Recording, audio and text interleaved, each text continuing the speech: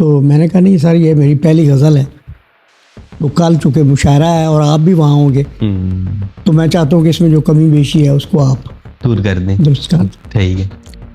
گیلانی صاحب نے کہا اس میں اصلاح کی گنجائش نہیں۔ اچھا، واہ، قطعات ہیں، جدید قطعات۔ جی جدید قطعات میں مجھے کہتے ہوئے خوشی ہو رہی ہے کہ مجھے جتنے نقال اردو ادب کے انہوں نے مجھے یہ احساس دلایا، مجھے پتہ نہیں تھا کہ ولی سے لے کر آج تک جتنے قطعات تخلیقی میں نے لکھے ہیں کسی نے نہیں لکھے۔ کیا بات ہے، واہ واہ واہ، 4 مجموعے میرے جو ہے وہ قطعات کے چھپ چکے۔ ماشاءاللہ، ایک بہت اور بڑا کام۔ مغالطہ جو عموماً رہا ہے وہ یہ ہے کہ لوگ کہتے ہیں کہ لفظ اس لیے ضروری ہے کہ آپ اپنی سوچ کا اظہار کر سکیں، اپنے معافی ضمیر کو بیان کر سکیں۔ میں سمجھتا ہوں یہ اپنی جگہ پہ درست ہے، لیکن سوچ کا ہونا لفظ کا مرہون ہے۔ یعنی ایک پل چھوٹا سا جس کو آپ کیپچر بھی نہیں کر سکتے۔ اسی طریقے سے جب آپ کی سانس رکتی ہے تو آپ فارغ ہو جاتے ہیں۔ سوال یہ ہے کہ آپ دے کے کیا جا رہے ہیں۔ میں نے کہا نا کہ جب قومیں سوچ فکر سے تہی ہو جائیں تو ان کے ہاں ہلڑ بازی تماش بینی یہ عام ہو جاتا ہے۔ صحیح۔ ماں سوا گرد سفر کچھ نہ ملا تیرا نشان، ماں سوا گرد سفر کچھ نہ ملا تیرا نشان، روٹھنے والے بتا تجھ کو کہاں تک دیکھو۔ اللہ اللہ اللہ۔ کہ ریاست اگر چاہے بدلنا نظام کو تو 8ویں جماعت تک کوئی تعلیمی ادارہ پرائیویٹ نہ ہو۔ کہ انگریزوں نے جب پنجاب کے اوپر جلگار کی تو ٹاسک دیا گیا لوگوں کو جو ان کے انتظامی لوگ تھے کہ پنجابی کے قیدے جتنے ہیں وہ خرید لو،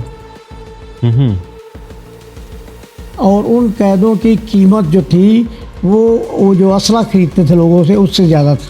پاس نرسری صحیح نہیں ہے تو آپ پودا 5 سال اس کی نگہداشت کریں۔ میں ذمہ دار ہوں، مجھے پتہ ہے ہم نے اگر بری نرسری سے کوئی پودا لیا ہے تو 5-6 سال کی محنت کے بعد بھی اسے جب پھل نہیں دیا تو افسوس ہوا۔ السلام علیکم، ربی اشرح لی صدری ویسر لی امری واحلل عقدۃ من لسانی یفقہوا قولی۔ میں حذیفہ اشرف آسمی اور آج کی امپورٹنٹ ترین اہم ترین پوڈ کاسٹ میں آپ کو خوش آمدید کہتے ہیں۔ سرگودا کی ایسی جانی مانی شخصیت کے پاس ہم اس وقت موجود ہیں۔ شاہینوں کے شہر سرگودا سے آپ سے ہم گفتگو کر رہے ہیں۔ آج کی پوڈ کاسٹ آپ ملاحظہ فرمائیں گے ایک ایسی شخصیت کے ساتھ جو دانشور ہیں، ادیب ہیں، شاعر ہیں، محقق ہیں اور معاشرے میں ایسی دور رس نظر رکھتے ہیں جس کو دیکھتے ہوئے معاشرہ تبدیل ہو سکتا ہے۔ ہم معاشرے میں بہتری لانے کے لیے جو اقدامات اٹھا سکتے ہیں وہ ان کی شخصیت میں دیکھے جاتے ہیں اور ان کے عمل میں دیکھے جاتے ہیں۔ سرگودا کی معروف شخصیت یوسف خالد صاحب اس وقت ہمارے ساتھ پروگرام میں موجود ہیں۔ سر السلام علیکم، کیسے ہیں؟ جی وعلیکم السلام، اللہ کا بڑا کرم ہے، بالکل ٹھیک ٹھاک۔ بہت شکریہ۔ سب سے پہلے تو آپ نے وقت عنایت فرمایا۔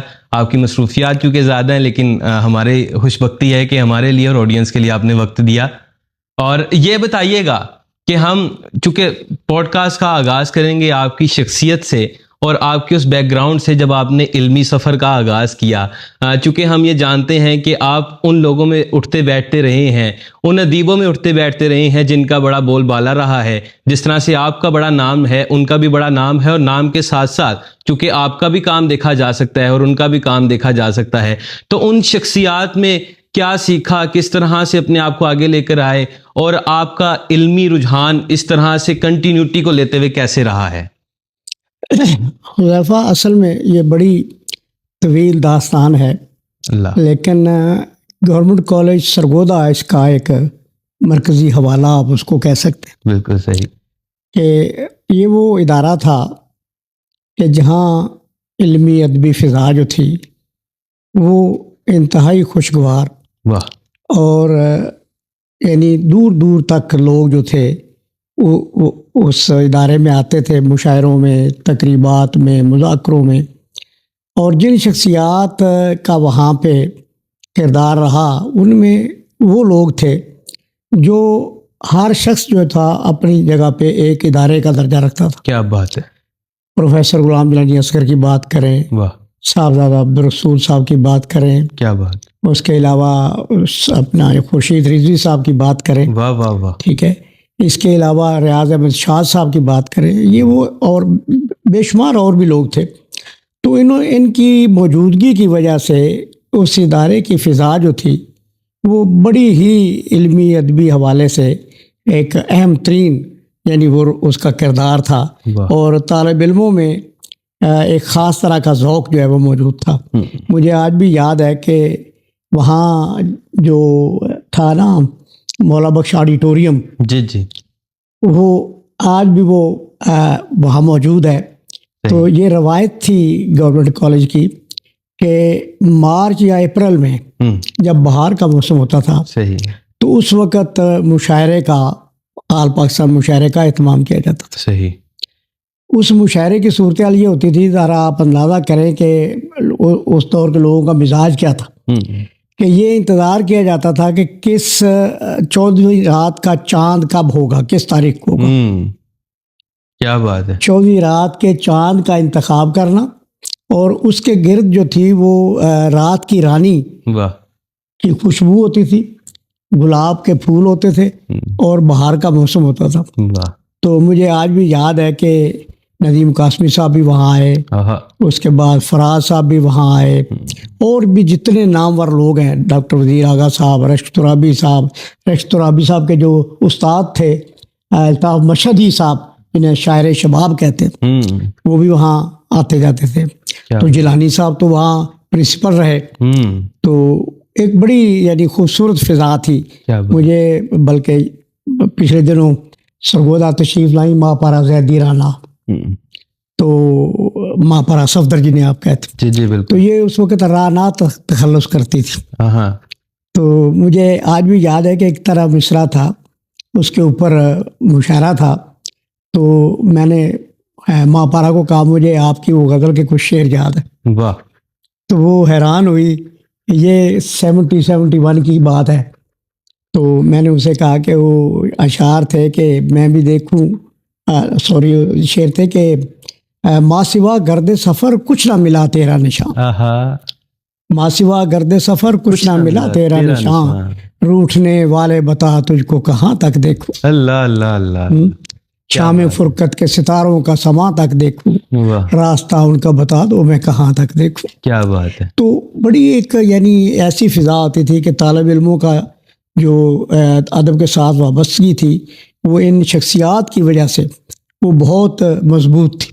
کیا بات ہے. اور یہ ابھی تھوڑی دیر پہلے جو ہے سب جو ذکر کر رہے تھے نا، بالکل بالکل، تو جن لوگوں نے وہ دور دیکھا ہوا ہے نا، ان کے آپ اندر جھانک کر اس خمار کو دیکھ نہیں پاتے، دیکھ نہیں سکتے، آپ جان ہی نہیں سکتے. تو بہرحال اس قسم کی، تو وہاں سے میں نے بھی آغاز کیا. صحیح. تو پہلے تو ابتدا میں ٹیوٹوریل پیریڈ میں کچھ نہ کچھ پڑھتے رہے. ماشاءاللہ. تو پہلی غزل جو میں نے باقاعدہ مشاعرے میں پڑھی، صحیح، وہ سرگودا بار روم میں مشاعرہ ہوا تھا. اوکے. تو میں نے غزل لکھی. تو ذاکر حسین آرزو تھے میرے دوست، انہوں نے مجھے کہا کہ یار یہ ایک قطعی مشاعرہ ہے تو اس میں کوئی غزل لکھ لو تو مشاعرے میں شرکت کرو. میں نے اچھا، خیر غزل میں نے لکھ لی. اب مجھے خوف کہ بھائی پتہ نہیں مشاعرے میں کیا ہوگا، غزل پسند آئے گی نہیں آئے گی. ٹھیک ہے. میں جیلانی صاحب کے پاس چلا گیا. اچھا. پرنسپل تھے جیلانی صاحب. صحیح. میں نے کہا سر میں نے غزل لکھی ہے، اگر آپ اس کو دیکھ دیں اور مجھے تسلی ہو جائے. صحیح. جیلانی صاحب غزل دیکھ رہے ہیں اور کبھی مجھے دیکھتے ہیں کبھی غزل کو دیکھتے ہیں. مجھے کہتے ہیں کہ آپ تو کوئی پختہ لکھنے والے. میں نے سمجھا ذرائع مذاق، کیونکہ ان کا مزاج بھی ایسے تھا. تو میں نے کہا نہیں سر یہ میری پہلی غزل ہے، تو کل چونکہ مشاعرہ ہے اور آپ بھی وہاں ہوں گے تو میں چاہتا ہوں کہ اس میں جو کمی بیشی ہے اس کو آپ دور کر دیں، درست کر دیں. ٹھیک ہے. جیلانی صاحب نے کہا اس میں اصلاح کی گنجائش نہیں. اچھا. واہ. خیر وہ پہلی غزل تھی. پہلی غزل تھی. میں مطمئن ہو گیا. کیا بات ہے.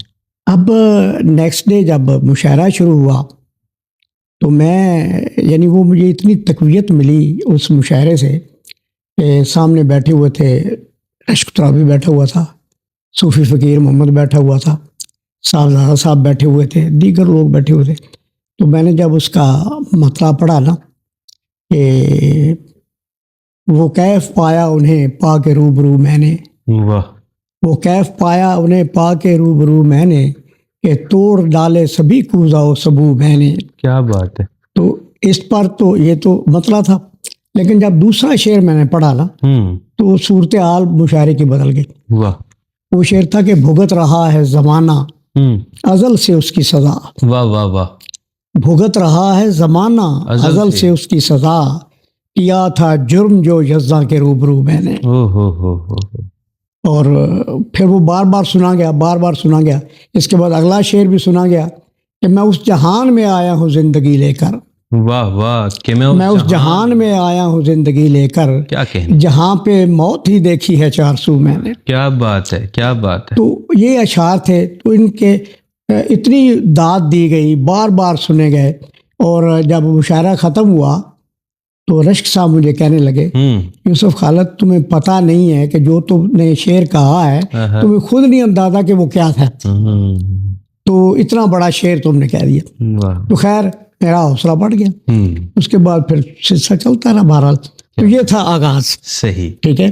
اس کے بعد حلقہ ارباب ذوق کے اجلاس ہوتے تھے یہاں پہ. بالکل صحیح. سرگودا میں باقاعدہ. بالکل صحیح. جناح ہال کے اوپر جگہ تھی، وہاں پہ ہوتے تھے. بعض اور بھی جگہوں پہ ہوئے، تو اس میں بھی یہ سارے لوگ وہاں موجود تھے. تنقیدی اجلاس ہوتے تھے. ٹھیک، بالکل ٹھیک ہے. تو کوئی نہ کوئی تنقید کے لیے چیز پیش ہوتی، اس کے اوپر گفتگو ہوتی. صحیح. اور یہ سارے اکابرین جو تھے یہ جب بات کرتے تھے تو ہم سنتے تھے. بالکل صحیح. ٹھیک ہے. تو اس کے ساتھ وہاں سے ہماری تربیت ہوئی. صحیح. ہمیں پتہ چلا کہ جو جدید نظم ہے اس کے تقاضے کیا ہیں، نئی شاعری جو ہے اس کا رخ کیا ہے. تو یہ ساری چیزیں ان بزرگوں سے ہم نے سیکھا، سنا. تو بڑا ہی بھرپور ماحول تھا وہ. لیکن کچھ عرصہ بعد وہ تعطل کا شکار ہو گیا حلقہ. تو پھر 4 سال 5 سال شاید سرگودا میں وہ حلقہ کا کوئی اجلاس نہیں ہوتا تھا. صحیح. پھر وہ چھوٹی چھوٹی تنظیمیں بن گئی. بالکل ٹھیک. کوئی ادھر 2 لوگ سیکٹری اور صدر، ادھر 2 سیکٹری اور صدر، اور پھر انہوں نے اپنے ڈیسک نیوز وغیرہ جاری کرنی. تو وہ جو عملی کام تھا نا، صحیح، جو باقاعدہ جس کو ہم کہہ سکتے ہیں کہ کوئی سرگرمی ادبی، وہ تقریباً نہ ہونے کے برابر تھا. اچھا. تو اس وقت میں نے یہ کمی محسوس کی. تو مجھے یاد ہے کہ میں نے ممتاز عارف سے کہا کہ ممتاز ہمیں تو حلقہ ارباب ذوق میں تربیت مل گئی، ہم نے سیکھا بھی، وہاں پڑھا بھی، سنا بھی. اب جو نئی نسل ہمارے ساتھ پیچھے آ رہی ہے، بالکل صحیح، اس کے لیے فورم کون سا ہوگا؟ بالکل صحیح. تب ہم نے ایک نئی تنظیم بنائی. ساری تنظیمیں جو ہے اس میں ضم ہو گئی. وہ تھا سرگودا رائٹرز کلب. واہ. Sargodha writers club. زبردست. اب اس کی عمر جو ہے اس وقت، میں لمبی بات نہیں کرتا، اس وقت اس کی کم و بیش جو ہے وہ 30 سال سے اوپر عمر ہو چکی. کیا بات ہے. واہ واہ واہ. تو 30 سال متواتر اس کلب نے نئی نسل کی جو ہے وہ گرومنگ کی، ان کو ان کی پرورش کی، یا ان کو ادبی لحاظ سے آگے بڑھایا. تو بڑے بڑے نام آئے. اب سید مرتضیٰ حسن جو ہے، ڈاکٹر مرتضیٰ حسن، اس کا بڑا کام ہے. ذوالفقار حسن کا بڑا کام ہے. عابد خورشید کا بڑا کام ہے. ہارون رشید تبسم کا بڑا کام ہے. ممتاز عارف کا بڑا کام ہے. آصف راز کا کام ہے. گنتے جاؤ، بے شمار لوگ. تو وہ ایک تسلسل سے یہ سارا سلسلہ چلتا رہا، اور وہ ابھی تک جاری. بالکل صحیح. اب بھی سرگودا میں جتنے جدید موضوعات ہیں ان کے اوپر سرگودا رائٹرز کلب جو ہے وہ اجلاس کرتا ہے، اور ان کے اوپر بات ہوتی ہے. اب AI کے اوپر جی میرا خیال ہے جتنے بھی لوگ تھے ان سب سے زیادہ جو بات ہوئی ہے سرگودا رائٹرز کلب پہ ہوئی. کیا بات ہے. کیا جدید تر. اس سے پہلے بھی سرگودا جو اسکول آف تھاٹ ہے، جی جدت جتنی بھی ہے اردو ادب میں، چاہے وہ جدید نظم ہو، چاہے وہ جدید تنقید ہو، صحیح، چاہے وہ انشائیہ ہو، صحیح، چاہے وہ تحقیق ہو، صحیح، چاہے وہ شعر اشعب ہو، کوئی چیز آپ نام لے لیں تو اس میں سرگودا جو ہے اس کو اولیت حاصل ہے. کیا بات ہے. اور یہاں تک ہے کہ جب انڈیا میں سیمینارز وغیرہ ہوتے ہیں نا، جی تو کوئی موضوع ہوتا ہے زیر بحث، تو وہاں باقاعدہ یہ کہا جاتا ہے کہ اس چیز کے اوپر یا اس خیال کے اوپر سرگودا اسکول آف تھاٹ کا یہ نقطہ نظر ہے. کیا بات ہے. تو اس طریقے سے یعنی عزت افزائی ہوتی. تو جو آغا جی کی کتابیں بہت ساری انڈیا میں بھی چھپی, بالکل صحیح. وہاں لوگ جو ہے آغا جی بڑی دفعہ گئے وہاں پہ, دیگر ہمارے دوست بھی بڑی گئے.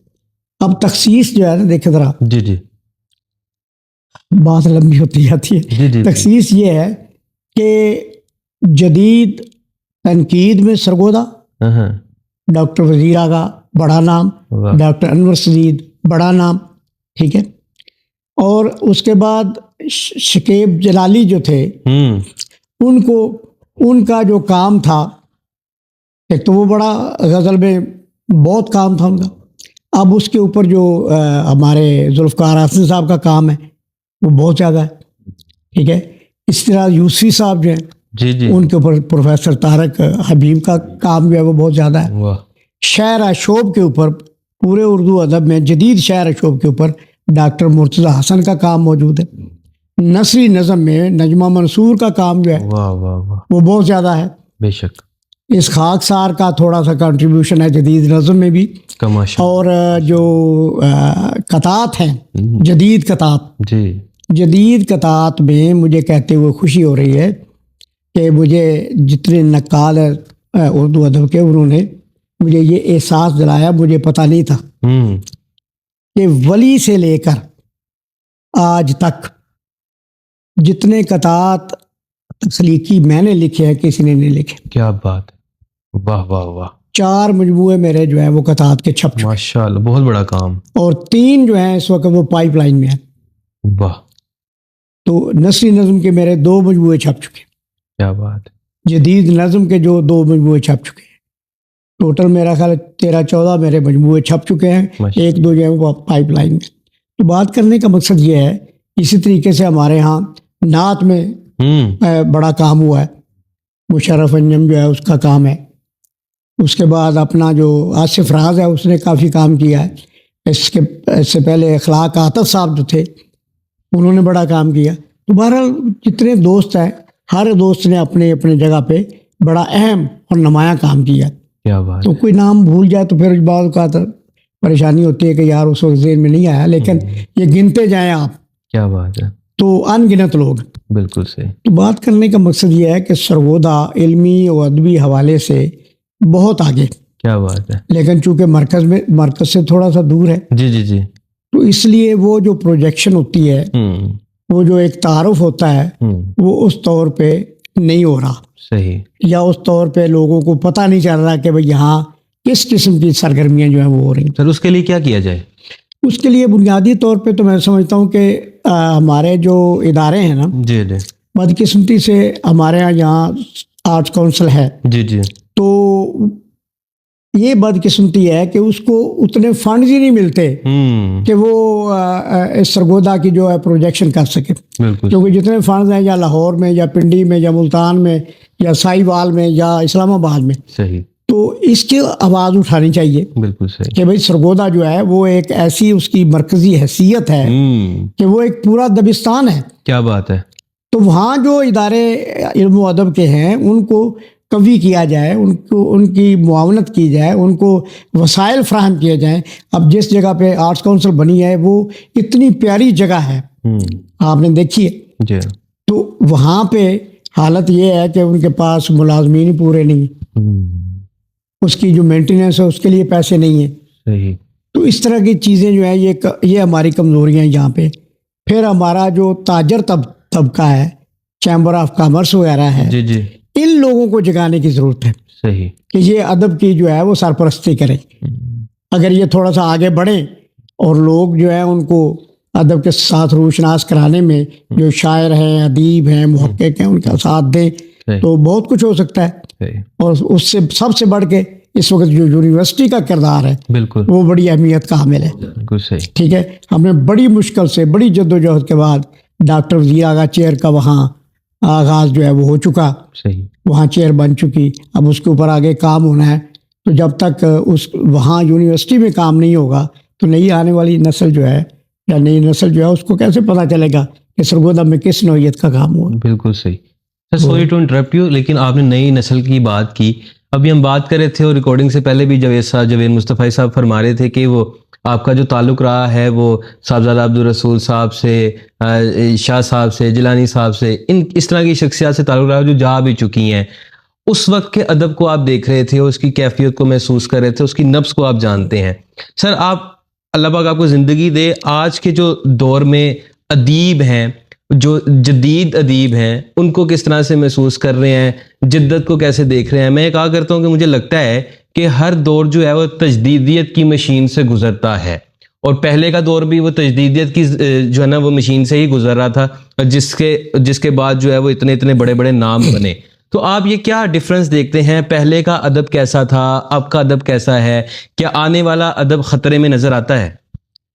یہ اتنا چبھتا ہوا سوال ہے کہ میں نے اس کے اوپر اپنا بہت سارا وقت جو ہے وہ صرف کیا. اچھا. بہت کچھ میں نے فیس بک کے اوپر مختصر لکھا ہے تاکہ لوگ اس طریقے سے پڑھ لیں. جی بالکل. اور ان کے جو ہے نا تصورات وہ ٹھیک ہو جائیں. صحیح. اصل پرابلم یہ ہے، میں عام مجلسوں میں بھی کہتا ہوں کہ ہمارے یہاں لیٹ 60 کے بعد ہمارا ڈکلائن شروع ہوا ہے. صحیح. ایجوکیشن کا. بالکل ٹھیک. اب وہ ڈکلائن اپنی پیک پر ہے. اب ایک بات کو سمجھنے کی ضرورت ہے. جی جی. تخلیق کار پیدا ہوتا ہے. صحیح. اللہ تعالیٰ کی عطا ہے. ہر بندہ تخلیق کار نہیں ہو سکتا. صحیح. لیکن تخلیق شناس بنائے جاتے ہیں. واہ. وہ کام ختم ہو گیا. صحیح. جب آپ تخلیق شناس نہیں پیدا کریں گے تو تخلیق کار کی نہ حوصلہ افزائی ہوگی، نہ اچھے برے تخلیق کار کا فرق پتہ چلے گا. صحیح. اب دیکھیں نا، لفظ کے ساتھ تعلق جو ہے، جب آپ کی نسل کا آہستہ آہستہ کمزور ہو جائے گا تو ایک اور مغالطہ جو عموماً رہا ہے وہ یہ ہے کہ لوگ کہتے ہیں کہ لفظ اس لیے ضروری ہے کہ آپ اپنی سوچ کا اظہار کر سکیں، اپنے مافی ضمیر کو بیان کر سکیں. میں سمجھتا ہوں یہ اپنی جگہ پہ درست ہے، لیکن سوچ کا ہونا لفظ کا مرہون ہے. جس کے پاس جتنے لفظ زیادہ ہیں اس کی سوچ میں وسعت اتنی زیادہ ہے، کیونکہ ہر لفظ جو ہے اس کا ایک اپنا منظر نامہ ہے. ہر لفظ جو ہے اس کی ایک اپنی کائنات ہے، اس کی اپنی ایک صوت ہے، اس کی تاثیر ہے. جتنے کسی شخص کے پاس لفظ زیادہ ہوتے ہیں اتنا ہی اس کا منظر نامہ جو ہے وہ وسیع ہو جاتا ہے. مثلا میں ایک لفظ کہتا ہوں آبشار، آپ کے سامنے پورا ایک منظر سامنے آ جاتا ہے. بالکل صحیح. میں وادی کہتا ہوں، ایک منظر سامنے آ جاتا ہے. میں باغ کہتا ہوں، ایک منظر سامنے آ جاتا ہے. تو جب لفظ کا ہم نے بیڑا غرق کر دیا، میں نے لکھا بھی تھا کہ لفظ معنی سے ہو رہا ہے جدا. لفظ معنی سے ہو رہا ہے جدا، لفظ کی آبرو ہے خطرے میں. واہ واہ واہ واہ. کیونکہ لفظ جو ہے یہ ہمارا کمیونیکیشن کے لیے، بات کو سمجھنے کے لیے بڑا ضروری ہے. وہ اقبال نے بھی تو کہا تھا نا کہ معنی کا حص نہیں تو تیرے دل میں کچھ نہیں. معنی کا حص نہیں تو تیرے دل میں کچھ نہیں، لیلا اگر نہیں ہے تو محمل میں کچھ نہیں. تو لفظ کے ساتھ تعلق جو ہے، لفظ جتنے ہوں گے اتنے معنی کے در کھلیں گے. صحیح. اتنے اظہار کے وسیلے آپ کو ملیں گے. تو ہم نے کیا کیا کہ زبان کو مار دیا ہے. اب بچہ، چھوٹا بچہ جس کا اتنا بھاری بستہ ہے، میں نے اس کے اوپر بڑا لکھا ہے کہ ظلم ہے، یہ دانستہ کیا جا رہا ہے یا سازش کے تحت کیا جا رہا ہے، یہ ظلم ہے. بچے کو ابتدائی جو 2-3 سال ہوتے ہیں، 4 سال، اس میں جو مقاصد ہوتے ہیں تعلیم کے وہ کیا ہیں کہ آپ نے اسے بتانا ہے کہ پڑھنا کیسے ہے، لکھنا کیسے ہے، بولنا کیسے ہے، اور رویے بیہیو کیسے کرنا شخصیت کے لیے. یہ 4 چیزیں اگر آپ انشور کر لیتے ہیں 3-4 سال میں، اور زبان کے اوپر اس کی دسترس ہو جاتی ہے، اس کے بعد آپ اس کو اتنا بستہ دیں، اتنا دے دیں، کوئی فرق نہیں پڑے گا. اب بچہ جو ہے کتاب دیکھ کے تو بھاگ جاتا ہے، اس لیے کہ وہ لفظ کے ساتھ آشنا ہی نہیں، لفظ کے ساتھ اس کا تعلق ہی کمزور ہے. تو جب لفظ سمجھ نہیں آئے گا تو پھر اس سے جو انسان کی فطرت ہے نا کہ جس چیز کی سمجھ نہیں آتی یا تو وہ اس کو سیکھنے کی کوشش کرتا ہے اور عموماً یہ ہوتا ہے کہ اس سے گریز کرتا، صحیح، اس سے دور بھاگتا ہے. تو ہمارے یہاں اب یہ صورتحال ہو گئی ہے کہ ہم نے اپنے طور پہ غلط فہمی کی وجہ سے جدت سمجھ کر سائنسز کو اور دیگر بہت سارے علوم کو اس کے نصاب میں شامل کر دیا ہے. سوال یہ ہے کہ اس نصاب میں شامل کرنے کا ایک وقت ہے. پہلے آپ اسکل دیتے ہیں. اسکل کون سی ہے؟ لکھنا کیسے ہے، پڑھنا کیسے ہے، بولنا کیسے.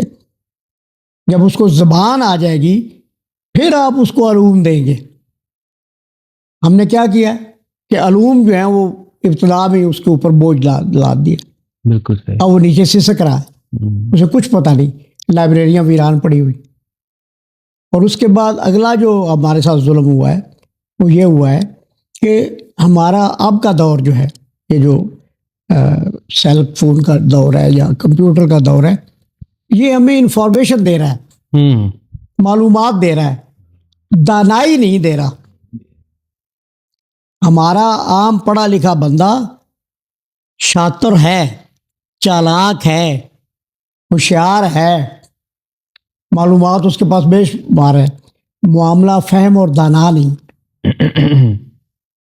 اسی کی وجہ سے آج ہمارے ادارے، کوئی افسر کہیں بیٹھا ہے نا، اس کے پاس کوئی ایشو آتا ہے تو اس کے اندر وہ صلاحیت نہیں کہ وہ اس کو گفتگو کے ذریعے، لاجک کے ذریعے، منطق کے ذریعے اس کے تمام امکانات کو سامنے رکھ کے اس کا کچھ سلوشن دے سکے. لہذا اس کے پاس اختیار ہوتا ہے، وہ اس اختیار کو استعمال کر کے تو مسئلے کو حل کرنا چاہتا ہے، جو عموماً جو ہے وہ ایک کنفرنٹیشن کی شکل میں آتا ہے صاحب. یہی ہماری جو سماجی انتشار ہے اس کی سب سے بڑی وجہ یہ. آپ آج کے بیوروکریٹ کو دیکھ لیں جی، اور آج سے 25 30 40 سال پہلے کے بیوروکریٹ کو دیکھ لیں، زمین آسمان کا فرق آپ کو لگے. آج کا بیوروکریٹ صرف اپنی طاقت کے اوپر جو ہے وہ انحصار کرتا ہے، وہ اپنا انٹلیکٹ جو ہے اس کو استعمال نہیں کر سکتا. اسی وجہ سے ہمارے یہاں خرابی پیدا ہو رہی. تو ہمارا اس وقت جو زوال ہے نا، میں نے بلکہ لکھا بھی تھا کئی چیزیں، میں نے تو اتنا لکھا ہے نا کہ مجھے بھی اب یاد نہیں رہتی سچی بات. کہ دیکھو، پیٹ کی بھوک نہیں، ذہن کا افلاس بھی ہے. واہ واہ واہ. پیٹ کی بھوک نہیں، ذہن کا افلاس بھی ہے. ہم کو ان دونوں حوالوں سے بہت سوچنا ہے. جب تک آپ پیٹ کی بھوک کے ساتھ ساتھ ذہن کی جو بھوک ہے نا اس کا بندوبست نہیں کریں گے تو آپ معاشرے میں کوئی صحت مند کردار ادا نہیں کر سکتے. کتنی بدبختی ہے کہ اگر آپ دیکھیں کہ وہ لوگ جو اختیارات رکھتے ہیں، فیصلہ سازی جن کے اختیار میں ہے، فیصلے کرنے کا جنہیں اختیار ہے، ان کی اگر آپ انتظامی طور پہ دیکھیں تو ان کی تعداد زیادہ سے زیادہ 10,000 ہوگی، 15,000 ہوگی، 20,000 ہوگی. تو 28-26 کروڑ عوام میں سے ہم 10,000 ایسے لوگ سسٹم کو نہیں دے سکے جو معاملہ فہم ہو، جو سمجھتے ہوں بات کو، جو دیانتدار ہوں، جن کے اوپر بھروسہ کیا جا سکے، جن کی اخلاقیات جو ہے وہ چیلنج نہ ہو سکے. تو ہم نے ہر لحاظ سے اپنے آپ کو زوال کی طرف ہم لے کے جا رہے ہیں. میں نے تو اس کے اوپر خیر بہت زیادہ لکھا ہے تو، لیکن پڑھتا کوئی نہیں. پڑھتا اس لیے کوئی نہیں کہ تیزی کا دور ہے، بھاگ دوڑ کا دور ہے، اور پھر یہ تماش بینی کا دور ہے. بالکل صحیح. تماشا جہاں لگا ہوا ہے وہاں لوگ بیٹھے. کیونکہ جب قوم ذہنی طور پہ، فکری طور پہ، سوچ کے اعتبار سے اپاہج ہو جائے تو وہاں ٹھٹھا مخول اور فضول قسم کا پھکڑ پن جو ہے وہ عام ہو جاتا. یہی اس وقت ہمارا حال ہے.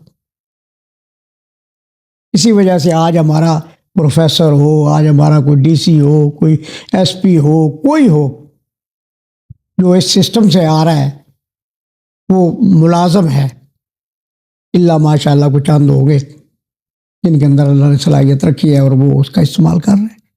باقی اسی چکر میں ہے کہ کب تنخواہ ملے گی، کتنی ملے گی، کیسے ملے گی، اس کے علاوہ کچھ نہیں. سر کیا وجہ ہے کہ اتنی آواز اٹھانے کے باوجود بھی ادیب جو ہے ہمارے معاشرے کا بڑا اہم اور حساس طبقہ ہے، وہ اتنی آواز بھی اٹھاتے ہیں، ادیبوں کی بات میں کر رہا ہوں، لیکن کیا وجہ ہے کہ ہمارا جو مستند ادارے ہیں وہ ان کی آواز پر جو ہے وہ جمع خاطر نہیں لاتے، ان کی آواز کو کیوں نہیں سنتے؟ ایجوکیشن کی بات لیتے ہوئے ادیبوں کے جو ہے وہ مسائل کو دیکھتے ہوئے اس کی کیا وجہ دیکھتے ہیں؟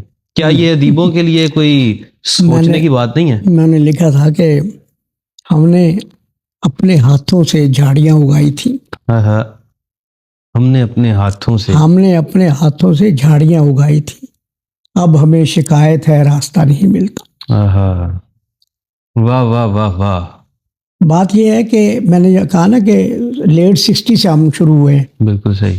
تو جو لوگ حکمران تھے ان کی پرائرٹی ترجیح میں یہ علم تعلیم ہے ہی نہیں، اور عام آدمی جو ہے وہ اتنا بے شعور ہے۔ آج بھی ہم بڑے خوش ہوتے ہیں میرا بچہ سٹی میں پڑھ رہا ہے، میرا بچہ ادھر پڑھ رہا ہے، انگلش میڈیم میں پڑھ رہا ہے، فلاں پڑھ رہا ہے۔ سوال یہ ہے کہ اس کے پاس کیا ہے؟ میں پڑھاتا ہوں یونیورسٹی میں بھی، تو میں نے دیکھا ہے کہ اب جو بی اے کا طالب علم ہوتا ہے یا ایم اے کا طالب علم ہوتا ہے، اس سے تو آگے ڈگریاں پھر وہ پی ایچ ڈی اگر کوئی کر لے تو کر لے، ورنہ یہ ہائیسٹ ڈگریاں تھیں۔ تو وہاں جو فہم ہے وہ اتنا ناقص ہے کہ نہ لفظ کا پتہ ہے، نہ شعر و ادب کا پتہ ہے، نہ اخلاقیات کا پتہ ہے، کسی چیز کا پتہ نہیں۔ اور ایسے ایسے لطیفے ہیں کہ بندہ سنانے لگے تو ساری رات گزر جائے۔ تو یہ کڑتے رہتے ہیں ہم، اس لیے کہ ہم تو محسوس کرتے ہیں نا، لیکن ہمارے پاس اختیار نہیں ہے۔ اس ملک کا المیہ یہ ہے کہ جو سوچنے والے ہیں، جن کے پاس کوئی حل ہے، ان کے پاس اختیار نہیں، قوت نافذہ ان کے پاس نہیں، اور جن کے پاس قوت نافذہ ہے ان کی یہ ترجیح نہیں۔ صحیح۔ یہی وجہ ہے کہ ہمارا جتنا اچھا ادیب، شاعر، دانشور، اس کی جتنی بھی تخلیقات ہیں وہ کتابوں میں دفن ہو گئی۔ وہ یہ المیہ پیچھے سے بھی آ رہا ہے، صحیح، لیکن اس وقت اس کی جو نشاندہی تھی، زوال اس قدر نہیں تھا۔ اکبر الآبادی نے کہا تھا کہ گزشتہ عظمتوں کے تذکرے بھی رہ نہ جائیں گے، کتابوں ہی میں دفن افسانہ جاہ و حشم ہوں گے، اور تجھے اس انقلاب دہر کا کیا غم ہے اکبر، بہت نزدیک ہے وہ دن نہ تم ہوگے نہ ہم ہوں گے۔ واہ واہ۔ تو یہ چلتا تو آیا ہے، لیکن سر سید نے ایک کروٹ بدلی اور بتایا کہ بھائی کسی طریقے سے آپ نے اخلاقیات کو بھی، شخصیت سازی کو بھی، انسان سازی کو بھی مقدم رکھنا ہے، اور ساتھ جو جدید علوم ہے اس کی طرف بھی آنا ہے۔ صحیح۔ تو ان کے دی ہوئی جو رہنما اصول تھے، اس کی وجہ سے پاکستان جو ہے یہ گزشتہ دہائی تک، کہہ لیں 80 کی دہائی تک یا 70 کی دہائی تک، اس علی گڑھ کے فیض سے اب تک چلتا رہا۔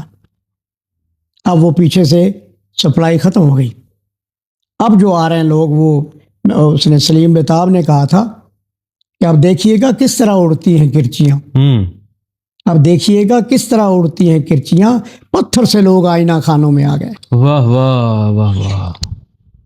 تو میں نے کہا نا کہ بہت کچھ لکھا ہے، اتنے تھوڑے وقت میں کیا کہا جا سکتا ہے۔ میں نے تو یہاں تک لکھا تھا کہ لکھنے والوں نے کیا نہیں لکھا، لکھنے والوں نے کیا نہیں لکھا، ہائے لیکن یہ بے حصوں کا ہجوم، ہائے ہائے ہائے ہائے ہجوم، اس کا کیا کیا جائے۔ میں نے تو بلکہ ایک میری نظم تھی، نثری نظم، مورخ کے مورخ، ظاہر ہے کہ زبانی تو نہیں یاد ہوتی، اگر میں اگر دیکھتا ہوں اگر اس میں ہے تو میں آپ کو وہ سنانا ضرور چاہوں گا۔ ویسے تو بے شمار ہیں، ہر چیز ہی آپ، میری تو دعا ہے کہ آپ پڑھیں۔ جی جی بالکل، تو پڑھیں تو پھر آپ کو بھی اس کا لطف آئے۔ بالکل صحیح۔ تو لیکن یہ ہے کہ پڑھتا کوئی نہیں، بڑا مسئلہ ہے۔ میں تھوڑا سا نکال لیجیے، اللہ کرے کوئی سامنے آ جائے یہ ساری چیزیں۔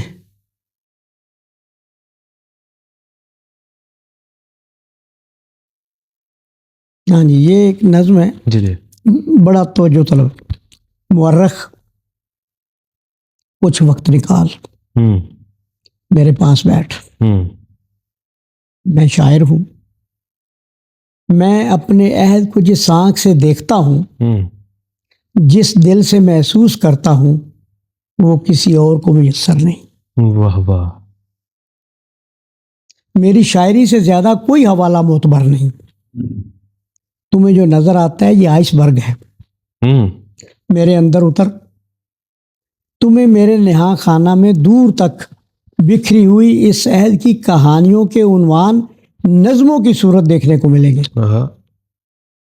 ان کہانیوں کے کردار مجھ سے مانوس ہیں، مجھ سے کچھ نہیں چھپاتے۔ تمہیں سچ لکھنا ہے تو میری کہانیوں کے کرداروں سے مل۔ ادھر دیکھ، کوڑے کے ڈھیر سے رزق تلاش کرتے ہوئے، نا کردہ گناہوں کی سزا کاٹتے ہوئے معصوم بچے۔ بائیں جانب نظر کر، یہ اپنے آپ میں سمٹی ہوئی کم لباسی، یہ اپنے پورے شباب پر بے کسی و بے بسی کی کے ہاتھوں پژمردہ سسکتی ہوئی غریبی، جس کی جنسی اشتہا اس کے لیے تانا ہے، جس کی آنکھوں میں پلتے ہوئے خواب پلکوں سے گرنے اور بکھرنے کے لیے ہیں۔ یہ ہر سو مجسم ہوتی ہوئی بھوک، افلاس اور بے توقیری، یہ عدل و انصاف کے ایوانوں میں بکتا ہوا انصاف، یہ دلیلیں، یہ بحثیں، یہ گواہیاں، یہ حلف نامے، یہ زندوں کے لیے تازیانے، یہ بے موت مرنے والوں کی لاشوں پر ہونے والے بین، اور لمحہ لمحہ ذلیل ہوتی ہوئی مخلوق، یہ زندگی کے روپ میں موت سے بدتر حالات، یہ مسلسل استحصال، یہ جبر، یہ آہ و بکا۔ کیا تم میری نظموں کو تاریخ کا حصہ بناؤ گے؟ کیا یہ سچ لکھ پاؤ گے، یا حکمرانوں اور ان کے حواریوں کی دی ہوئی معلومات اور آدھے ادھورے مکروہ بیانیے کو موضوع بناؤ گے؟ یہ جان لو کہ تم نے سچ نہ لکھا تو تمہارا جھوٹ پکڑا جائے گا۔ یہ سچ میں نے رقم کر دیا ہے۔ تمہیں معلوم ہونا چاہیے کہ جبر کے عہد میں سچ جاننے کے لیے ایوانوں اور شہروں کا نہیں، دلوں کی بستی کا رخ کرنا ضروری ہوتا ہے۔ کیا بات ہے! آئس برگ تو گمراہ کر دیتا ہے، ایسا ہی ہے۔ وہ ہوتا زن ہو، دوری اور بلندی پردہ ہے، قریب آ، گہرائی میں اتر اور سچ لکھ۔ کیا بات!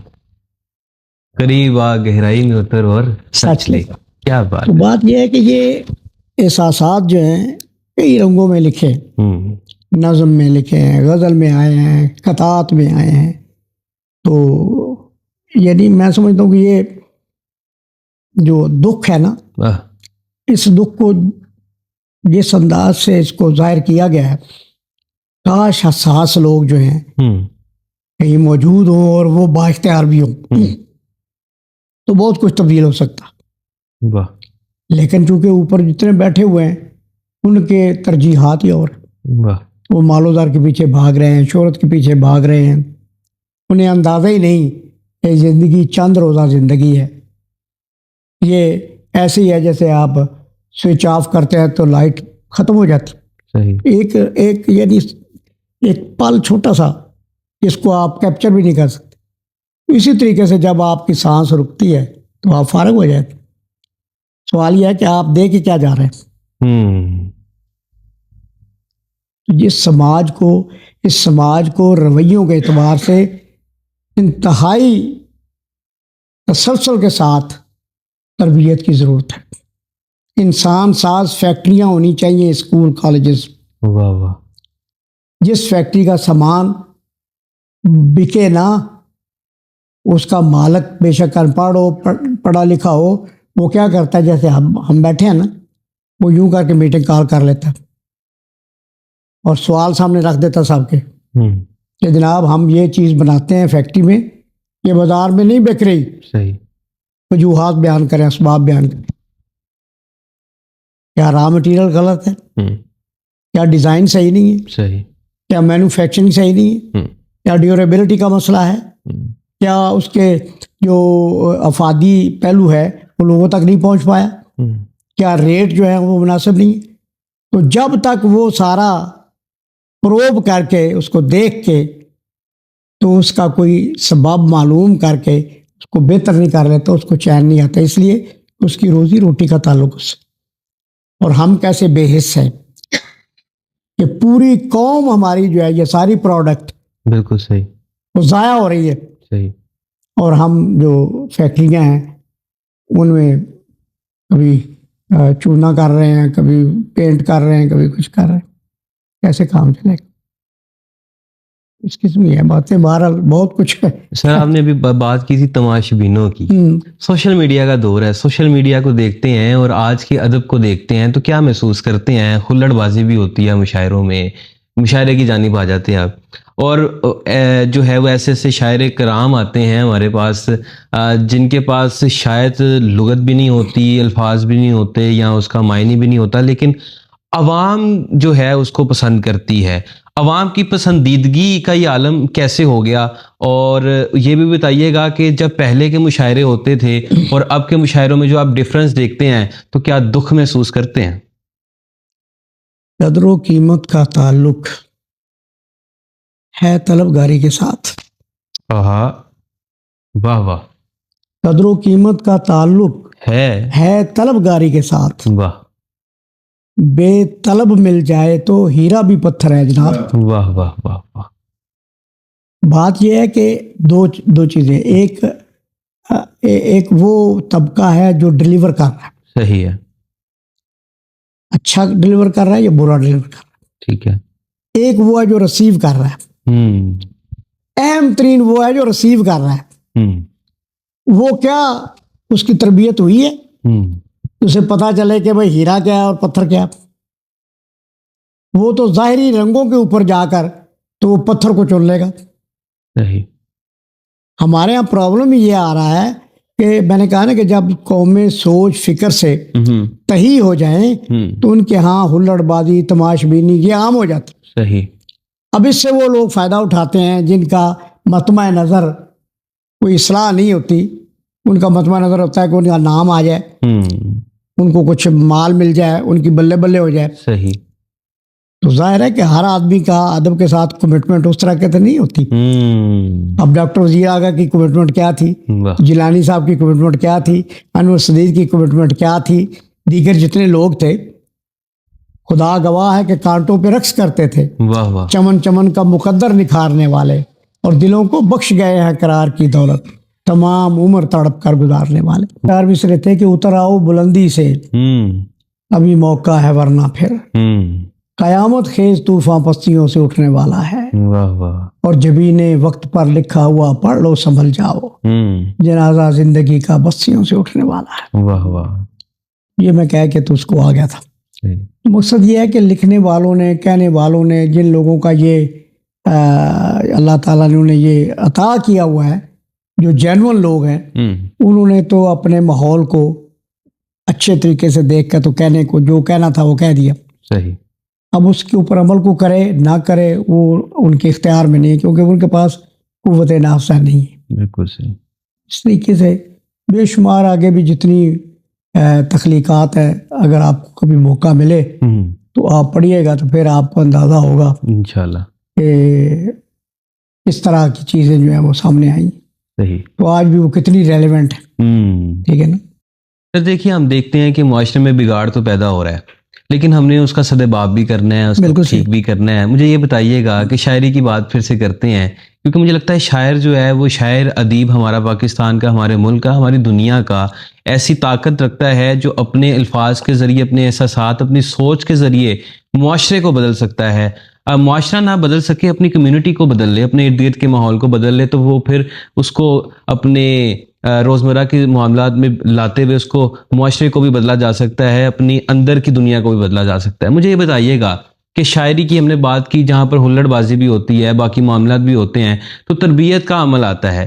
تربیت میں یہ بتائیے گا کہ شاعری، کیونکہ آپ کی شاعری پڑھی ہے، اس میں منظر کشی خوبصورت ہوتی ہے، اس میں جو ہے وہ معاشرے کے اوپر بات کی گئی ہے، اس کے اوپر نیچر کی بات کی گئی ہے، اس میں اقبال کی جھلک نظر آتی ہے، اس میں رومی کی جھلک نظر آتی ہے۔ مجھے یہ بتائیے گا کہ گہرائی پیدا کرنے کے لیے الفاظ میں، سوچ میں، تخیل میں، منظر کشی میں ایسی کون سی صفات ہونی چاہیے جو ہم جیسے اسٹوڈنٹس کے لیے کارآمد ثابت ہو؟ دیکھیں جی، دو طبقات ہیں جن کے اوپر فوکس کرنے کی ضرورت ہے. جی پلیز. ایک وہ لوگ ہیں جو بلوغت کے بعد اب آگے کی زندگی گزار رہے ہیں. صحیح. ایک وہ ہے جو بچہ آج پیدا ہوا ہے. صحیح. اب سوال یہ ہے کہ انسان کی جو مزاج، فطرت، صحت کیا ہے. جو پڑھے لکھے لوگ ہیں انہوں نے یہ کہا ہے کہ انسان جو ہے وہ تربیت سے بنتا ہے. تعلیم اور تربیت یہ اکٹھے لفظ استعمال ہوتے تھے. اور تربیت میں بھی جو انسان کی نفسیات ہے اس کو مد نظر رکھ کر تربیتی پروگرام بنایا جاتا ہے. ایک ایج ہوتی ہے جس کو ہم کہتے ہیں ہیبٹ فارمنگ ایج. صحیح. جب عادات بنائی جاتی ہیں. ٹھیک ہے. اچھا، اب ایک غلط فہمی ہمارے ہاں بہت زیادہ عام ہے. صحیح. پڑھے لکھے لوگوں میں بھی، بلکہ جس سے بھی میں نے بات کی ہے مجھے آج تک سمجھ نہیں آئی کہ ایک چھوٹی سی بات لوگوں کو سمجھ نہیں آتی.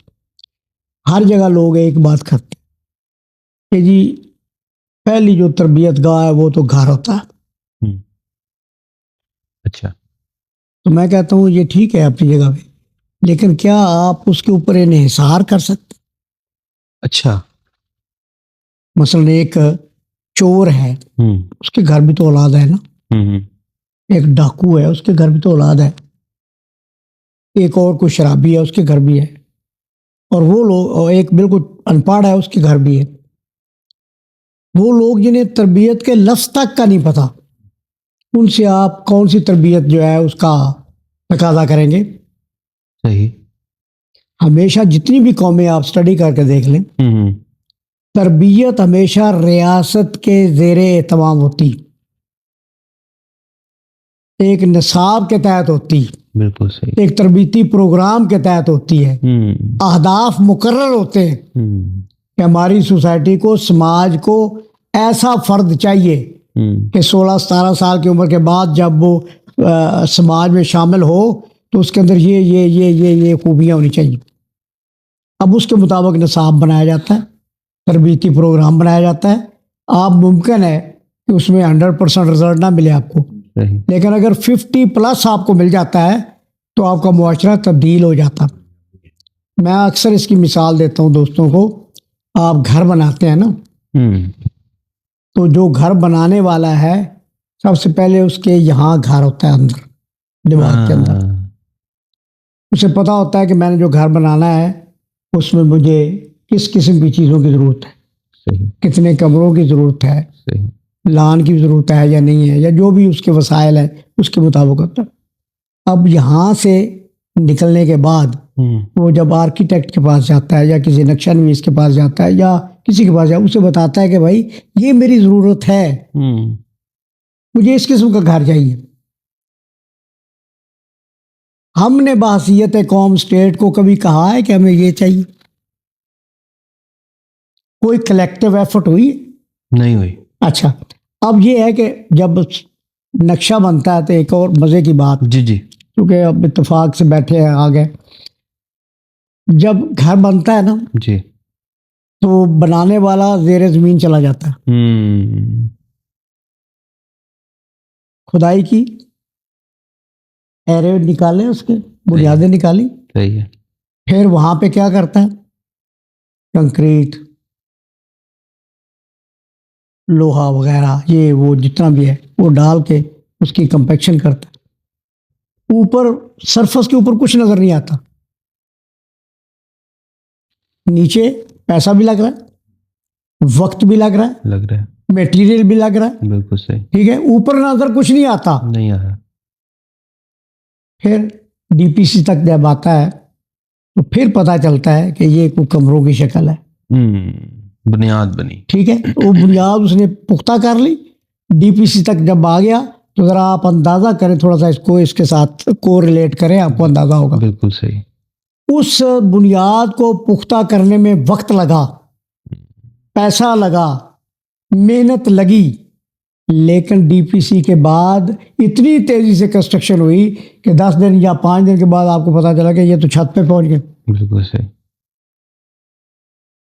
ہمارا ایجوکیشن سسٹم جو ہے اس کی بنیاد جو ہے وہ پہلے 5-7 سال ہیں جو بچے کی جو ہیبٹ فارمنگ ایج ہوتی ہے، وہاں آپ محنت کریں، اسے پختہ کریں، پیسہ لگائیں، ساری اپنی جو وسائل ہے جھونک دیں، وہ بچہ جب وہاں سے نکلے تو اس وقت وہ اس قابل ہو کہ اس کے اوپر جتنا بھی آپ بوجھ ڈالیں وہ اٹھا لیں. لینٹر آپ ڈالتے ہیں کتنا بوجھ ہوتا ہے، لیکن آپ اس تسلی سے ڈالتے ہیں کہ بنیادیں ہم نے مضبوط بنائی ہوئی ہیں، بنیاد مضبوط ہے، اس کوئی فکر والی بات نہیں ہے، تو آپ سارا کچھ کر گزرتے. ہمارے یہاں پرابلم یہ ہے کہ ہم نے بچے کی جو تربیت کا ٹائم تھا اس وقت ہم نے اس کے اوپر بستے کا بوجھ لاد دیا، کتابوں کا بوجھ لاد دیا، کاپیاں ڈال دی، اور اس میں اس کے پیچھے کون لوگ ہیں؟ جو لوگ کاروبار کر رہے ہیں، کاپیاں بیچ رہے ہیں، کتابیں بیچ رہے ہیں، بستے بیچ رہے ہیں. میں نے لکھا تھا کہ ناممکن نہیں ہے، مشکل ضرور ہے. ہیڈنگ دیکھیں، ناممکن نہیں ہے، مشکل ضرور ہے کہ ریاست اگر چاہے بدلنا نظام کو تو 8ویں جماعت تک کوئی تعلیمی ادارہ پرائیویٹ نہ ہو. 8ویں جماعت تک یکساں نصاب کے تحت ایک طے شدہ اہداف کے ساتھ ایک نتیجہ جو ہے وہ آپ کو پہلے پتا ہو کہ ہم نے اس قسم کے بچے پیدا کرنے، وہ 8ویں تک آپ اس کو انشور کر لیں. صحیح ہے. وہاں بجٹ بھی دیں، پیسے بھی دیں، اساتذہ کو تنخواہیں بھی دیں، سہولتیں بھی دیں، لیکن وہ ہدف جو ہے نا وہ حاصل کریں. اس کے بعد آپ پرائیویٹ سیکٹر کو کہہ کہ جو مرضی کرو بناؤ. جب بنیاد ٹھیک ہو گئی، اب یہ گلاس ہے نا، اس کے اندر پانی آپ ڈال دیں، بھر دیں اس کو، جس سے چاہے بھر دیں، یہ آپ کی سوابزی ہے. تو بھرنے کے بعد اگر آپ اوپر ڈالیں گے تو باہر جائے گا، گرے گا. تو جب آپ 8 سالوں میں بچے کو اپنی مرضی کی اپنے پروگرام کے تحت تربیت دے لیں گے تو پھر اوپر والی کوئی فضول چیز بھی آئے گی تو اس کے اوپر اثر اندازی ہوگی. کیا بات. تو پھر نیشن بنتی، پھر قومیں بنتی. ہمارا نظام ہی سارا جو ہے وہ بزنس ہے، کاروبار ہے، پیسہ ہے، اور ہم نسلیں قربان کر رہے ہیں اس کے لیے. تو جب تک یہ چینج نہیں آئے گی، لیکن نا یکساں نصاب نہ ہونے کی وجہ سے پوری سوسائٹی طبقات میں تقسیم. ایک پرائمری میں اپنا اسکول میں پڑھ رہا ہے اردو میڈیم میں، اس کی کوئی ایکویشن بنتی نہیں کسی کے ساتھ. ایک انگریزی میں پڑھ رہا ہے، کوئی مسجدوں میں پڑھ رہا ہے، کوئی مدرسے میں پڑھ رہا ہے. تو یہ ایشوز ہے نا، یہ ایشوز اس وقت تک حل نہیں ہوتے جب تک آپ کی سیاسی استحکام نہ آئے، جب تک آپ کے پاس لیڈرشپ نہ ہو، جب تک آپ کے پاس ایسے لوگ نہ ہوں جن کو ملک کی، قوم کی بہتری کی ضرورت ہو اور جو دنیا میں سرفراز ہونا چاہیں، اس وقت تک نہیں ہوتی. جب سر سید نے بنیاد رکھی تھی نا تو وہ اتنا، یعنی اس وقت انہوں نے سوچ بچار کے بعد یعنی اخلاقی تربیت بھی دینی ہے، شخصیت سازی بھی کرنی ہے، انسان بھی بنانا ہے، اور جدید علوم بھی دینے. تو آج پھر ہمیں اسی کی ضرورت ہے.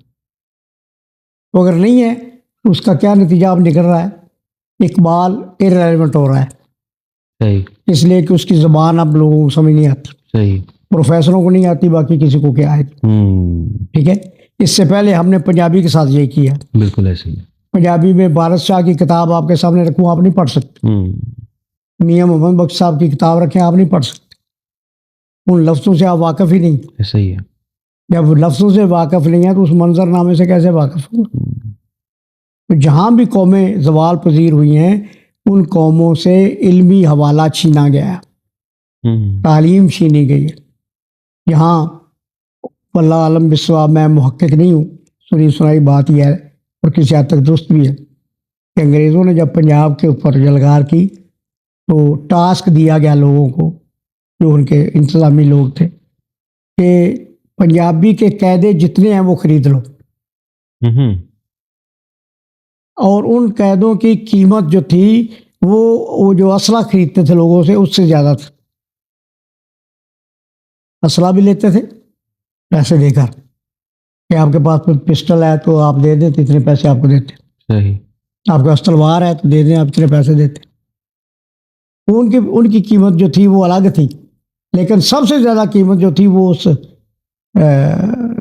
قاعدے کی تھی جو پنجابی کا تھا. واہ. آپ حیران ہوں گے کہ یہ شاہپور جو ہمارا ضلع تھا، یہاں کم و بیش 90% لٹریسی ریٹ تھا. یعنی دیکھیں نا عجیب بات. اسی طریقے سے باقی بھی ہمارے ہاں وہ باقاعدہ جو پنجابی کی کتابیں تھیں لوگوں کو ازبر تھی. ہمارے جو بزرگ تھے 2 4 جماعتیں پڑھے ہوئے، ان کے پاس پڑھی ہوئی تھی. کسی کے پاس وہ یوسف زلیخا والی کتاب پڑھی ہوئی ہے مولوی غلام رسول کی، کسی کے پاس وارث شاہ پڑھا ہوا ہے، کسی کے پاس بلے شاہ پڑھا ہوا ہے، کسی کے پاس میاں محمد پڑھا ہوا ہے. اب وہ کیا تھا کہ ان کے اندر ایک خاص قسم کی اسپرچول لرننگ ہوتی تھی ان کی.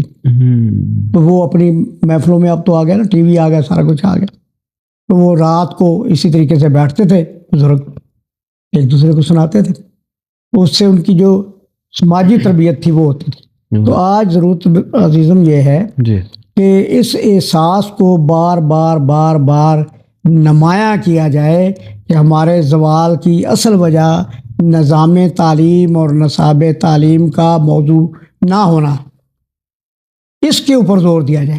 صحیح. کہ آپ جو پرائمری اسکول ہے اس کو فوکس کریں. یونیورسٹی کا آپ کو کوئی فائدہ نہیں. اگر آپ کے پاس نرسری صحیح نہیں ہے تو آپ پودا 5 سال اس کی نگہداشت کریں. میں ذمہ دار ہوں، مجھے پتہ ہے. ہم نے اگر بری نرسری سے کوئی پودا لیا ہے تو 5 6 سال کی محنت کے بعد بھی اسے جب پھل نہیں دیا تو افسوس ہوا. نرسری کا ٹھیک ہونا ضروری ہے، ابتدائی جو نظام ہے اس کا ٹھیک ہونا ضروری ہے. تو 16 18 سال میں نئی نسل پیدا ہو جاتی ہے پوری. تو کسی قوم کے لیے 18 سال 20 سال کو عرصہ زیادہ نہیں ہے. اگر آپ طے شدہ کیلکولیٹڈ رزلٹ اورینٹڈ ایفرٹ کے ساتھ آپ ایک نسل بناتے ہیں، آپ کو پتہ ہوگا ہم کیا بنا رہے ہیں، پہلے پتہ ہو، کلیئرٹی ہو.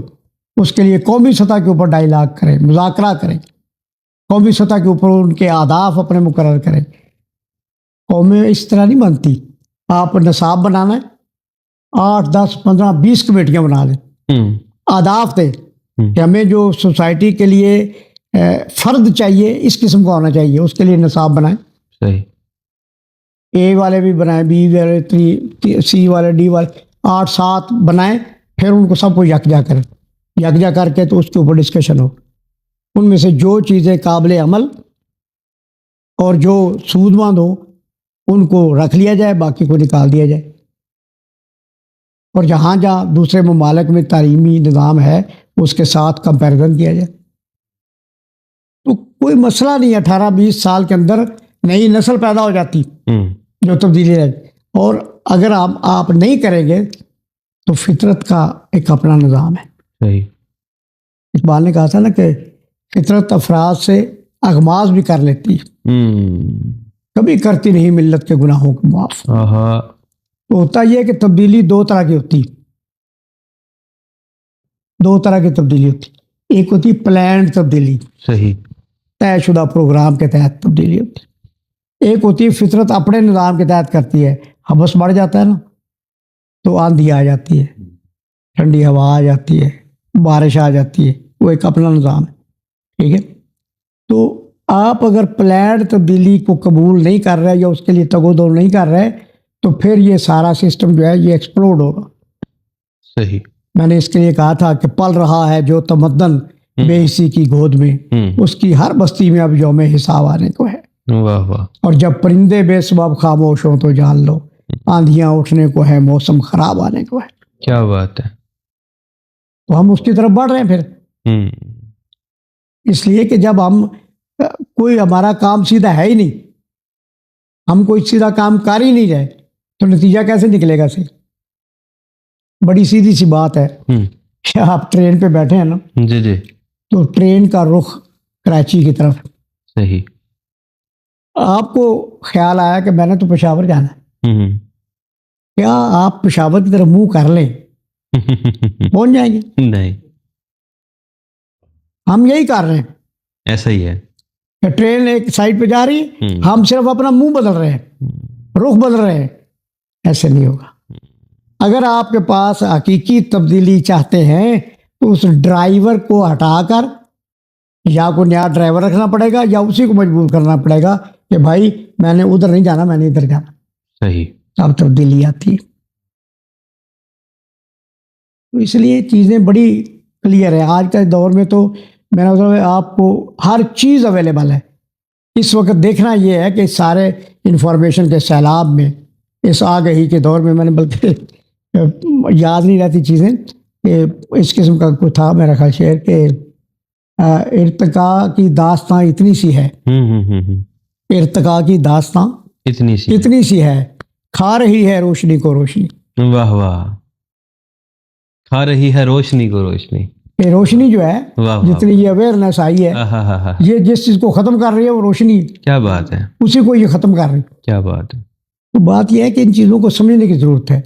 ہمارے ہاں بدقسمتی یہ ہے کہ میں نے بڑی محفلیں اٹینڈ کی ہیں, وی سی صاحبان بھی تھے ان میں, اور بڑے بڑے نام تھے, لیکن بدقسمتی سے ان کو مسائل کی جو اصل چیز ہے اس کی طرف دھیان کم ہے. ایک عام آپ بھی بات کرتے ہیں, آپ کا بھی تجربہ مشاہدہ ہوگا کہ اکثر ہم کہتے ہیں جب بھی بیٹھتے ہیں نا, یار ہم نے کیا ترقی کرنی ہے, ہم سارے بے ایمان ہیں. ایسا ہی ہے. یہ جملہ ہوتا ہے. ایسا ہی. دوسرا جملہ ہوتا ہے ہم سارے چور ہیں, ہم کرپٹ ہیں. سوال یہ ہے کہ کیا ہماری غذا میں کوئی فرق ہے؟ آخر ایسی کیا وجہ ہے؟ تو جب تک آپ اسباب کے اوپر بات نہیں کریں گے تو یہ مشاہدہ تو جو ہے ایک فٹ پاتھ پہ بیٹھا آدمی بھی یہ آپ کو بتا دے گا کہ ہم کرپٹ ہیں. آپ پڑھے لکھے اگر ہیں تو آپ کو تو زیب نہیں دیتا کہ اس قسم کا بیان دیں. صحیح. آپ تو اس کا سبب بیان کریں کہ بھائی ہم اس لیے کرپٹ ہیں کہ یہ نظام میں اندر یہ خرابی, ہم اس لیے چور ہیں کہ اس کی یہ وجوہات ہیں کہ ہماری شخصیت جو ہے ادھوری. تو جب تک آپ جہاں بھی جائیں گے آپ جائیں لوگوں سے بات کریں تو لوگ صرف آپ کو وہ بتا دیں گے جو سامنے دیکھ رہے ہیں. اس نے کہا تھا نا, وہ کس کا مجھے یاد نہیں, اس انگریز مفکر کا, جس نے کہا تھا کہ small minds discuss people, average minds discuss events, great minds discuss ideas, and greatest minds act in silence. تو ہم پہلی کیٹیگری میں ہیں. ایسا ہی ہے. We discuss the people. اس نے یہ کیا, اس نے یہ کیا, اس نے یہ کیا, اس نے یہ کیا, اس سے زیادہ تھاٹ کی طرف ہمارا خیال ہے. بے شمار. اور سر اختتام میں میرا ایک سوال آ رہا ہے. جی. وہ یہ ہے کہ آپ جیسی شخصیت کو جب دیکھتا ہوں نا, انٹلیکچوئل شخصیت کو, ایک سوال ذہن میں آ جاتا ہے, اور وہ یہ ہے کہ کیا ادیب بارڈر لیس ہوتا ہے یا پیٹریوٹک ہوتا ہے پہلے؟ دیکھیں بات یہ ہوتی ہے کہ ادیب کا جو تعلق ہے نا, وہ چونکہ سوچ کے ساتھ اور وہ ہمہ وقت کائنات کو دیکھتا ہے, تو پہلی جو بنیادی چیز ادیب اور عام آدمی میں فرق ہے نا, کہ ادیب اور شاعر اور مفکر جو ہیں ان کے اوپر حیرتیں پہلے آتی ہیں سامنے. کیا بات. جب وہ حیرتوں کو آگے سے ہٹاتا ہے تو ایک نئے زون میں داخل ہوتا ہے. پھر نئی حیرت آتی, پھر اس کو ہٹاتا ہے, پھر نئی حیرت آتی, اس کا ویژن براڈ ہوتا جاتا ہے, اس کی سوچ میں وسعت آتی جاتی. عام آدمی کی پہنچ میں وہ چیزیں نہیں ہوتی. اقبال نے کہا تھا کہ سمجھ میں آئی حقیقت نہ جب ستاروں کی, سمجھ میں آئی حقیقت نہ جب ستاروں کی, اسی خیال میں راتیں گزار دی میں نے. واہ. تو حیرت پہلا زینہ ہے, اور یہ سکھایا جاتا ہے. وہ جو میں نے کہا تھا نا, تعلیم میں یہ چیزیں شامل ہوتی ہیں. سوچنا ایک عمل کا نام ہے. حیرت جو ہے یہ اس کا سلیقہ بچوں میں پیدا کیا جاتا ہے کہ بچے کو کہا جائے کہ یہ جو چیز تو آپ نے دیکھی ہے, آپ اس کو دیکھ کر حیران نہیں ہوئے, آپ نے سوال کیوں نہیں کیا, آپ نے کیوں نہیں پوچھا کہ یہ کیا ہے.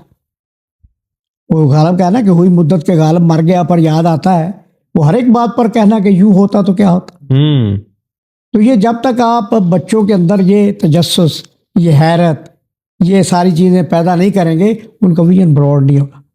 جب وہ نہیں براڈ ہوگا تو پھر ادیب شاعر کی جتنی بھی ریاضت ہے وہ ساری بیکار ہو جائے گی. اس لیے کہ ریسیونگ اینڈ آپ جتنا اچھا ریڈیو اسٹیشن بنا لیں, صحیح, جتنا اچھا بنا لیں, لیٹسٹ جدید اکوپمنٹ بنا لیں, جو ریڈیو جس پہ سنا جائے گا وہ اگر وہ بیکار ہو تو کیا سنائی دے گا؟ کچھ بھی نہیں.